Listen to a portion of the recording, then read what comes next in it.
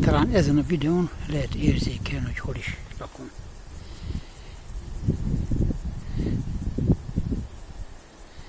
Szép magas hegyek. Most vagyok 1786 méteren, lenn Böckstein 1120-30-on, és ott a falu, a házam is lehet látni, ahol lakok, ugye a kép közepetáján bal szélébe, és arra van az állomás.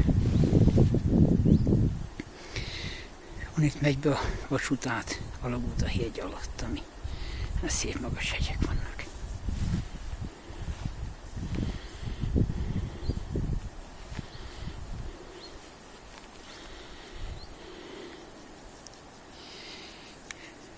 Arra van.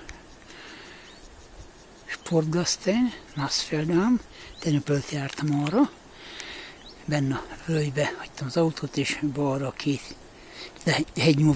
Balda hegynyúlvány mögött mentem föl 2400 fölé.